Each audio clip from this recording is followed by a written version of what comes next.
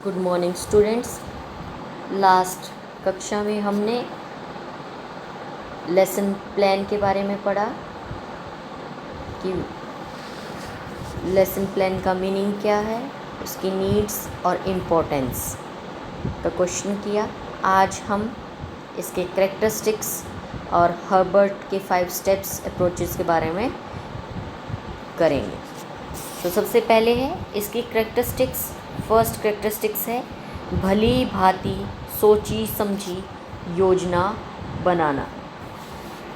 यदि पाठ योजना को सोच समझकर बनाया जाए तो अधिक उपयुक्त होता है, क्योंकि इससे उद्देश्यों को प्राप्त करने में आसानी होती है। और विशिष्ट विषयों को यदि उप विषय और इकाइयों में बांटकर विशिष्ट सामग्री, विधि तथा प्रविधियों का सोच समझकर अगर हम चयन करें और बनाएं तो शिक्षक अपने शिक्षण में विभिन्नता ला सकता है। सेकंड है भविष्य के लिए उत्तम नियोजन, यानी कि बेस्ट इन फ्यूचर एम्प्लॉयमेंट। एक अच्छी पाठ योजना में इस बात की भी गुंजाइश होती है कि शिक्षक या छात्र अध्यापक कक्षा के बाद ये जान सकता है कि उसकी पाठ योजना किस प्रकार से है और अच्छी तरह से स्थिति का सामना कर सकती है। इससे भविष्य में शिक्षण के लिए वो उत्तम योजना का रास्ता अपना सकता है। नेक्स्ट है हमारा well made lesson plan as the indicator of classroom activities. अच्छी पाठ योजना कक्ष गतिविधियों की सूचक है, यानी कि वो पहले से ही संकेत दे देती है कि कक्षा में क्या कुछ होने वाला है।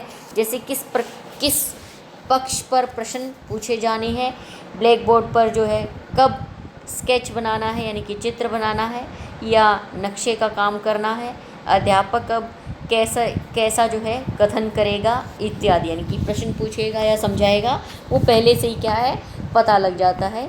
पाठ योजना की ये विशेषता बहुत ही सहायक होती है। जब कोई दूसरा शिक्षक पाठ योजना को पढ़कर शिक्षण कार्य करता है तथा शिक्षक जो है कार्य उसी स्तर का होता है जैसा कि पाठ योजना वाला शिक्षक करता है। नेक्स्ट है to make continuous interest of students. ये एक सर्वोत्तम पाठ योजना बच्चों की रुचि को पूरी तरह जो है शिक्षण प्रक्रिया के दौरान बनाए रखती है। इस प्रक्रिया के अंदर विभिन्न विधियों प्रविधियों का प्रयोग होना ज़रूरी है, जिनमें बच्चे जो है सक्रियता से भाग ले सकें, यानी कि वो एक्टिव होकर बैठे रहते हैं। और इस संदर्भ में ये भी कहना ठीक है कि पाठ योजना की इस विशेषता को बनाए रखने के लिए शैक्षिक सिद्धांत और शैक्षिक मनोविज्ञान का ज्ञान होना बहुत ही ज़रूरी है। नेक्स्ट है हमारा different aspects of good lesson plan. एक अच्छी पाठ योजना के विभिन्न पक्ष होते हैं, जैसे उद्देश्यों की विवेकपूर्ण अभिव्यक्ति, विषय वस्तु के विवरण और विधि की विस्तृत रूपरेखा, पूर्व ज्ञान के संकेत के आधार पर नए पाठ में विस्तार करना, बच्चों की क्रियात्मक सुझावात्मक रुचि जिसमें अधिगम का मूल्यांकन भी शामिल होता है, तथा संदर्भ यानी कि जो उससे जुड़ी हुई पुस्तकें हैं एवं सामग्री की जानकारी देना होता है। नेक्स्ट है no deviation in implementations of lesson plan. एक अच्छी पाठ योजना की विशेषता है कि पहले से ही प्लानिंग करना, यानी कि पाठ योजना लागू करते समय वास्तविक पाठ योजना से विचलित न होना, यानी कि उस रास्ते से न हटना, यानी कि जो पढ़ाया जाना है, जो विषय वो लेकर आया है उसी विषय पर बने रहना। अच्छी पाठ योजना ऐसा जो है उसको हटने नहीं देती है। और यह ज़रूरी है कि सभी प्रकार के निर्णय कक्षा में प्रवेश करने से पहले, यानी कि पाठ योजना को बनाते समय ही ले लेने चाहिए। कोई भी शिक्षक इस पाठ योजना से कम विचलित होता है, यानी कि जब पहले से हमारी प्लानिंग हो जाती है तो टीचर का जो है उस लाइन से हटने का मतलब नहीं बनता है। नेक्स्ट है good lesson plan helpful in discovering of good style. एक अच्छी पाठ योजना में शिक्षक अपनी विशेषताओं कमियों की ओर विशेष ध्यान दे सकता है। इसे शिक्षक को जो है सृजनात्मक शिक्षण में सहायता मिलती है, यानी कि कुछ नया करने की भी जो है सहायता मिलती है। उसको एक शिक्षण शैली की खोज करने में सुविधा रहती है। पाठ का निरीक्षण करने वालों को इस बात पर विशेष कर जो है बल देना चाहिए कि सभी अध्यापकों या छात्र अध्यापकों के शिक्षण का एक ही प्रकार के सांचे से मूल्यांकन न किया जाए। नेक्स्ट है हमारा good lesson plan should be reflection of educational psychology and learning principles. एक अच्छी पाठ योजना में शिक्षा मनोविज्ञान और अधिगम सिद्धांतों का आधार होना ज़रूरी है। शिक्षक जो है पाठ योजना बनाने में निपुण होना चाहिए और पाठ योजना में विद्यार्थी की विशेषताएं और विकास की झलक जो है स्पष्ट दिखनी चाहिए। नेक्स्ट है हमारा planned lesson plan indicates towards needs of teaching ads. एक अच्छी पाठ योजना हमें ये संकेत देती है कि कक्षा में शिक्षक जो है कार्य के कौन कौन से सहायक सामग्री तथा शाब्दिक सामग्री उसको चाहिए होती है। यदि पाठ योजना पहले से ही बना ली जाती है तो इस तरह की सामग्री इकट्ठा करना आसान हो जाता है, सरल हो जाता है। नेक्स्ट है फ्लेक्सिबिलिटी। एक उत्तम पाठ योजना में शिक्षक और शिक्षार्थियों के कार्य निश्चित होने के बावजूद ये बहुत ही लचीली होनी चाहिए कि अध्यापक को अपनी परिस्थिति विशेष में जो है इधर उधर होने की गुंजाइश रहे, ताकि वो अपने शब्दों को इधर उधर कर सकता है या उसमें थोड़ा बहुत अगर चेंजमेंट लाना चाहे तो वो ला सकता है। तो इस प्रकार इन विशेषताओं से स्पष्ट होता है कि पाठ योजना बनाने के बहुत से लाभ हैं। ये लाभ तभी मिल सकते हैं जब उसे उचित ढंग से बनाया जाए, यानी कि ठीक से उसका निर्माण किया जाए और निर्माण करते समय अध्यापक को उपरोक्त विशेषताओं को ध्यान में ज़रूर रखना चाहिए। आगे हम जो है हर्बर्ट का क्वेश्चन करेंगे। इनकी सामाजिक विज्ञान अध्यापन में हर्बर्ट पाठ योजना के सोपानों गुणों व अवगुणों की विवेचना कीजिए। तो हर्बर्ट जर्मनी के प्रसिद्ध शिक्षा शास्त्रीय एवं दार्शनिक हुए हैं। उन्होंने शिक्षण को 5 भागों में बांटा है और इसी के आधार पर योजना बनाई है। उनका ये उपागम सबसे पुराना है, लेकिन अधिकांश शिक्षकों के द्वारा प्रशिक्षण संस्थाओं में पाठ योजना के लिए हर्बर्ट के उपागम का ही प्रयोग किया जाता है और इस उपागम में विषय वस्तु के प्रस्तुतिकरण पर अधिक बल दिया गया है। विद्यार्थियों की रुचियों, अभिव्यक्तियों, मूल्यों तथा संबंधों पर ध्यान नहीं दिया जाता है। इस उपागम में स्मृति स्तर के शिक्षण को महत्व दिया जाता है। तो 5 कौन कौन से हैं? सबसे पहले हम प्रस्तावना के बारे में पढ़ेंगे। अध्यापक कक्षा में प्रवेश करने पर जाते ही नहीं पढ़ा सकता, उसे पढ़ाने से पहले कुछ क्रियाएं करनी होती हैं जिनसे विद्यार्थी का ध्यान कक्षा में पढ़ने के लिए बनाया जाता है। अध्यापक कक्षा में आने पर सबसे पहले पूर्व ज्ञान के आधार पर पाठ की प्रस्तावना करता है, यानी कि जो उन्होंने पहले से याद किया होता है या पढ़ा होता है। इसके लिए कई तरीके अपना सकता है, या तो प्रश्न पूछकर या किसी पोएम की लाइंस को पढ़कर या कोई उनको जो है चित्र दिखाकर या चार्ट दिखाकर, कहानी सुनाकर, किसी भी तरीके से जो है वो उसकी शुरुआत कर सकता है।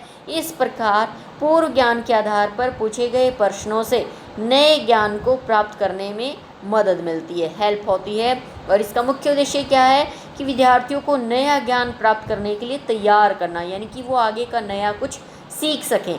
इसके बाद ये अध्यापक जो है उद्देश्य कथन की घोषणा करता है, यानी कि लेसन को शुरू करने से पहले वो बताता है कि आज हम जो है किस चीज़ के बारे में पढ़ेंगे। प्रेजेंटेशन देने से पहले तब वो अपनी प्रेजेंटेशन शुरू करता है, तो उसके बाद ही जो है पाठ को शुरू करता है।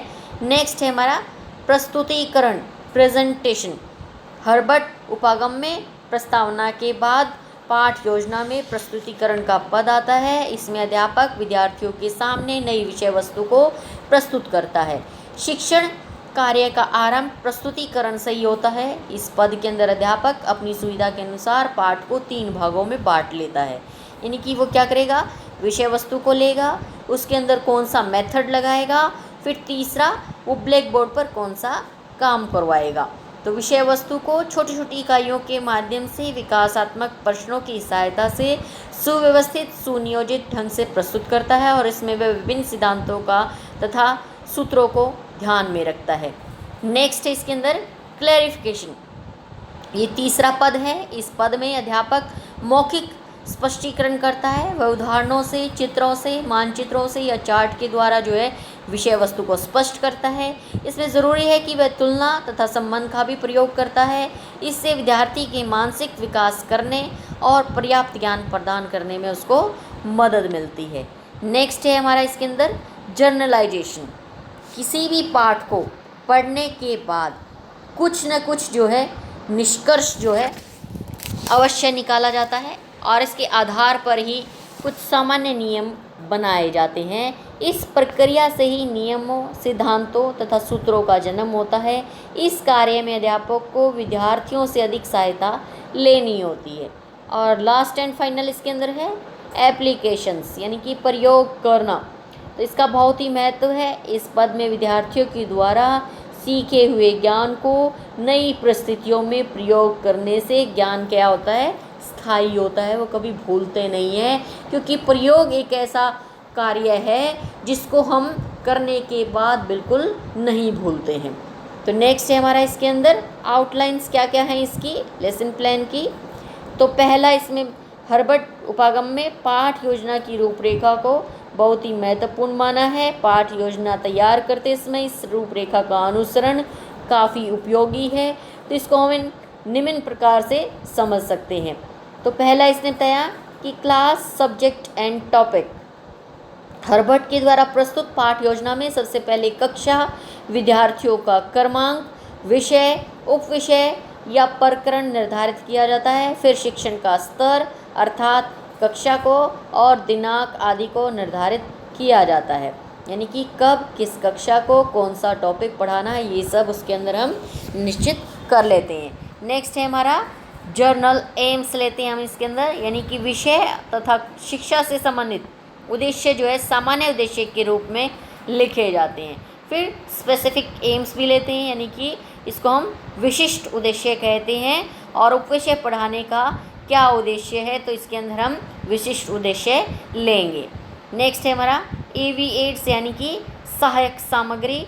सामान्य तथा विशिष्ट सामग्री पाठ को प्रभावशाली बनाने के लिए प्रयोग की जाती है, यानी कि ब्लैक बोर्ड का यूज़ तो हम करते ही हैं, वो सामान्य के अंदर आ जाएगा।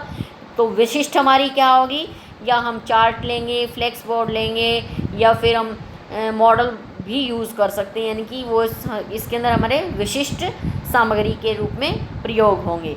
नेक्स्ट है हमारा प्रीवियस नॉलेज, यानी कि पूर्व ज्ञान। अध्यापक ये जानकारी रखता है कि इससे पहले विद्यार्थी कितना जानते हैं। फिर हम क्या करेंगे प्रिपरेशन करेंगे। विद्यार्थियों का ध्यान केंद्रित करने के लिए क्या करेंगे, प्रश्न पूछेंगे। फिर उद्देश्य कथन होगा, यानी कि स्टेटमेंट ऑफ एम। हर्बर्ट के उपागम में इस पद के अंतर्गत अध्यापक जो है पाठ की घोषणा करता है।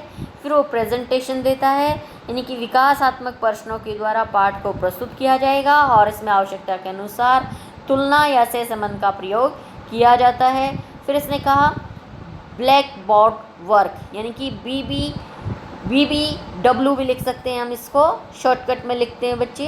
हिंदी में हम इसको बोलेंगे शामपट कार्य। शिक्षक शिक्षण बिंदुओं को शामपट पर जो है साथ साथ लिखता है और आवश्यक होने पर रेखा चित्र भी बना सकता है। फिर करेगा पुनरावृत्ति, रिकैप्चुलेशन। पढ़ाए गए पाठ की दोहराई करवाने के लिए पुनरावृत्ति करवाई जाती है कि आज हमने पूरी कक्षा में क्या क्या पढ़ा और क्या क्या नहीं पढ़ा है। फिर उसको क्या कह देगा, होम टास्क, होमवर्क और गृह कार्य, यानी कि बच्चों को संबंधित शिक्षण पर क्या देना होगा, गृह कार्य देना होगा। ये सारा जो प्रोग्राम है वो हम 40 मिनट्स के अंदर करते हैं। फिर हमारी आगे है इसके अंदर merits and demerits of Herbert's 5 steps. Herbert पाठ योजना का उपागम शिक्षण के लिए उपयोगी है, इसमें कोई शक नहीं है। इस उपागम की उपयोगिता को इसके गुणों के आधार पर समझा जा सकता है। इसके गुण होने के साथ साथ इसमें कुछ कमियां भी हैं, इसलिए इसका मूल्यांकन निम्न प्रकार से किया गया है। सबसे पहले हम इसके गुणों के बारे में पढ़ेंगे। तो पहला है, ये पाठ योजना मनोवैज्ञानिक सिद्धांतों पर आधारित है, क्योंकि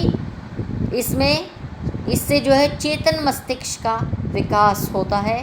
दूसरा, इस उपागम में प्रत्येक सोपान को बड़े तार्किक क्रम के अंदर जो है संजोया जाता है और शिक्षण क्रम जो है बड़े व्यवस्थित ढंग से जो है चलाया जाता है। नेक्स्ट है हमारा इसके अंदर, इस उपागम में आगमन तथा निगमन दोनों विधियों का प्रयोग होता है।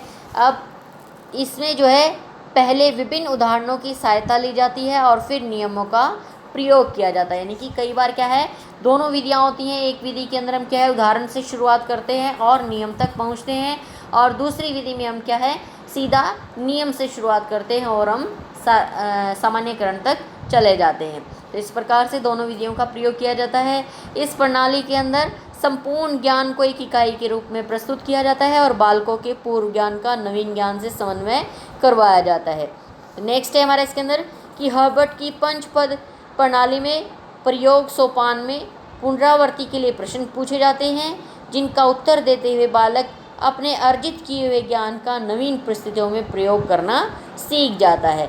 इस प्रकार से हर्बर्ट की पंचपद प्रणाली के अंदर प्रत्येक सोपान मनोवैज्ञानिक और तार्किक क्रम से है। इस प्रणाली का अनुकरण करने से शिक्षण जो है रोचक होता है, संजीव होता है और इफ़ेक्टिव होता है, यानी कि प्रभावशाली होता है, और बालक अपना नवीन ज्ञान को समन्वित रूप से सफलतापूर्वक प्राप्त कर लेता है।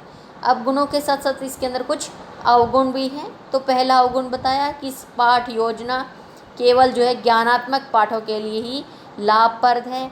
इसमें केवल सामान्यकरण चौथा सोपान है, परंतु सामाजिक विज्ञान विषय में शिक्षण के समय इस सोपान की आवश्यकता ही नहीं पड़ती है। नेक्स्ट है इसके अंदर कि इसमें इस प्रणाली के अंदर शिक्षक की मौलिकता लगभग ख़त्म हो जाती है, क्योंकि शिक्षण विधि केवल यांत्रिक बनकर रह जाती है। इस प्रणाली में 5 पदों का एक तार्किक क्रम है, जिसका अनुसरण करते हुए शिक्षण की स्वतंत्रता का गला पूरी तरह से घुट जाता है। इसके अंदर बालकों के मानसिक जीवन में एकता लाने के लिए विभिन्न विषयों में समन्वय स्थापित करना लगभग असंभव है। इसमें व्यक्तिगत विभिन्नता की अवहेलना होती है, क्योंकि इसमें एक जैसे प्रश्न पूछे जाते हैं तथा एक जैसी क्रियाएं ही करवाई जाती हैं। तो नेक्स्ट है इसके अंदर, इस प्रणाली में छात्रों की अपेक्षा अध्यापक अधिक सक्रिय रहता है कि उसको आगे क्या करवाना है, क्या नहीं करवाना है, कैसे कहना है, क्या दिखाना है। इस प्रकार से टीचर ही एक्टिव रहता है, स्टूडेंट्स एक्टिव नहीं रहते हैं, और ये प्रणाली बालकों की दृष्टि से अरुचिकर है। इस प्रकार से कक्षा शिक्षण की पाठ योजना के इस उपागम की अपनी विशेष उपयोगिता है। इस पाठ योजना के उपागम के क्रियान्वित रूप में निम्न उदाहरण से हम समझ सकते हैं। अब नीचे उदाहरण दे रखा है, ये मैं आपको इसलिए समझा रही हूँ क्योंकि नेक्स्ट जब आप सेकेंड ईयर में हो जाएंगे तो आपको लेसन प्लान की बुक जो है, फाइल जो है बनानी होगी, तो उसको बनाने में आपको आसानी होगी अगर आप इसको अच्छे से समझ लेंगे। तो आप देख रहे हैं नीचे पाठ योजना दी गई है, एक तरफ इसने डेट लिखी है, लेकिन इसको हम उल्टा करेंगे। जहाँ पर इसने छात्र अध्यापक अनुक्रमांक लिखा है वहाँ पर हम डेट लिखेंगे, क्योंकि इस अध्यापक ने अनुक्रमांक का मतलब यहाँ पर रोल नंबर है। इस बच्चे ने इतनी तारीख को इस विषय ठीक जगह पे लिखा हुआ है, सामाजिक विज्ञान। फिर हम उसके सामने कक्षा लिखेंगे कि 8वीं कक्षा को। उप विषय हम जो है बाद में लिखते हैं, वह जो भी लिखा इसने, और उसके सामने कालांश यानी कि 40 मिनट्स अवधि भी लिख सकते हैं, समय भी लिख सकते हैं। ठीक है, तो फिर अब हम बताया था आपको कि भी एंट्री करता है कक्षा के अंदर। जब एंट्री कर लेता है तो वो क्या करेगा, सबसे पहले बच्चों को गुड मॉर्निंग विश करने के साथ साथ वो जो है बच्चों से पूर्व ज्ञान परीक्षा लेता है, यानी कि पीके टेस्टिंग करेगा, यानी कि प्रीवियस नॉलेज टेस्टिंग। उसके बाद वो जो है टेस्टिंग करने के बाद वो अपने विषय पर आता है और वो उसकी अनाउंसमेंट करता है, यानी कि अनाउंसमेंट ऑफ द टॉपिक। फिर वो शुरू कर देता है कि ये आपको क्या पढ़ा रहा है, वनों के लाभ। जब आप लेसन प्लान बनाते हैं तो ये उसके अंदर लिखे जाते हैं कि आपने जर्नल एम्स क्या लिए हैं, जैसे उसकी तर्क शक्ति का विकास करेगा, विचार विश्लेषण की शक्ति का विकास करना है, या छात्रों के बीच जीवन में सहयोग आदान प्रदान के महत्व को प्रदर्शित करना है, छात्रों में वैज्ञानिक दृष्टिकोण उत्पन्न करना है। ये हमारे सामान्य उद्देश्य जो है वो लेके चलता है। फिर उसने स्पेसिफिक एम्स लिए हैं कि छात्रों के वनों के लाभ के बारे में बताएगा, पर्यावरण में वनों के महत्व से अवगत करवाएगा, और इसके साथ साथ फिर जो है वो सहायक सामग्री जो है क्या क्या यूज़ कर रहा है शामपट, झागन यानी कि डस्टर की बात कर रहा है, चौक संकेतक यानी कि पॉइंटर की बात कर रहा है। फिर क्या कह रहा है, एक मेज लेगा, उसके ऊपर यूरिया खाद की बोरी का एक चित्र व वाहन के टायर का एक चित्र। तो इस प्रकार से जो उसका लेसन है उससे रिलेटेड वो सामग्री को रखेगा। भारत का मैप लेगा और उस मैप के अंदर हनुमान जी पर्वत उठाए हुए हैं। इस प्रकार से वो अपनी टीचिंग एड्स लेगा। फिर वो प्रीवियस नॉलेज करता है, उसमें प्रश्न पूछता है, मेज की तरफ संकेत करता है कि ये क्या है, मेज किस चीज़ से बना है, लकड़ी हमें कहाँ से मिलती है, ये इमारती लकड़ी के अलावा वनों के क्या क्या लाभ हैं। और इस प्रकार वो है क्या है, प्रेजेंटेशन देता है, प्रिपरेशन करता है। तो उसके अंदर क्या बताएगा कि अध्यापक बालकों में शिक्षण के प्रति रुचि लेते हैं या जिज्ञासा उत्पन्न करने के लिए बच्चों के बीच में जाकर क्या है, प्रश्न पूछता है। ऐसी 2 वस्तुओं के नाम बताओ जिसमें लकड़ी का प्रयोग हुआ है। संजीवनी बूटी क्या होती है, वन हमारे लिए क्यों मूल्यवान है। फिर वो अनाउंसमेंट ऑफ द टॉपिक करता है, यानी कि अपने टॉपिक के बारे में बताता है। फिर वो उसकी प्रेजेंटेशन देता है। अब प्रेजेंटेशन का जो समय आया उसमें देखो आप, ये एक तरफ आपने लिखा सब्जेक्ट मैटर, दूसरी तरफ आपने लिखा मेथड्स। तो ये हमें लिखने की ज़रूरत नहीं होती है, लेकिन जो लेसन प्लान बनाते हैं उसमें आप लिख भी सकते हैं। लेकिन इसमें क्या करेंगे आप, सब्जेक्ट मैटर बना दिया आपने, फिर उसके बाद प्यूपल टीचर्स एक्टिविटी, उसके बाद स्टूडेंट्स एक्टिविटी, और उसके बाद लिखेंगे CBW वर्क यानी कि चॉक बोर्ड वर्क या फिर ब्लैक बोर्ड वर्क। आजकल ग्रीन बोर्ड का ज़माना है, या आप जो है वाइट बोर्ड भी लगा सकते हैं, ग्रीन बोर्ड भी लगा सकते हैं और उसके ऊपर अपना कार्य दिखा सकते हैं। यहाँ पर इसने इस मैटर को पढ़ा है, ये किस किस मेथड को यूज़ कर रहा है ये बताना वहाँ ज़रूरी नहीं है, लेकिन आप उसको करवा सकते हैं। फिर लास्ट में हम इसका शामपट कार्य लिखा है इसने कि उसने क्या क्या ब्लैक बोर्ड पर कार्य करवाया है। वो उसके पॉइंट्स लिख सकता है, मेन पॉइंट्स लिख सकता है, या फोटोग्राफ्स बना सकता है, ग्राफ बना सकता है। फिर साथ में आप इसका रिकैप्चुलेशन कर रहे हैं, यानी कि बच्चों से जो आपने करवाया उसके बारे में दोबारा से क्वेश्चन पुट कर सकते हैं कि वनों का वर्षा से क्या संबंध है, वन देश के लिए किस प्रकार की प्रहरी का काम करते हैं, वन और जलवायु का आपसी संबंध स्पष्ट करो। इस प्रकार से वो करवाता है। फिर वो जब पुनरावृत्ति होती है उसके बाद हम क्या देंगे, होम टास्क, गृह का कार्य देंगे, यानी कि वनों से क्या क्या लाभ हो सकता है। इस विषय पर जो है सभी बच्चे घर से एक निबंध लिख कर लाएंगे या चित्र बना सकते हैं, जो भी आपको जो अच्छा लगे आप उसको होमवर्क दे सकते हैं। इस प्रकार किसी भी विषय के शिक्षण के लिए व्यापक उद्देश्यों को परिभाषित करने के लिए पाठ योजना बहुत ही सहायक सिद्ध होती है, और पूर्व परिभाषित उद्देश्यों से पाठ्य वस्तु के संगठन और मूल्यांकन आदि का एक मापदंड प्राप्त हो जाता है। शिक्षण प्रक्रिया को सुव्यवस्थित तथा सुचारू रूप से चलाने के लिए पाठ योजना का होना बहुत ही महत्वपूर्ण है। धन्यवाद। आशा करती हूँ आज का लेसन आपको अच्छे से समझ में आ गया होगा।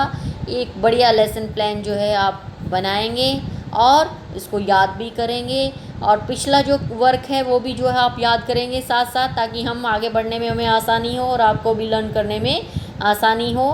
तो इसी के लिए धन्यवाद।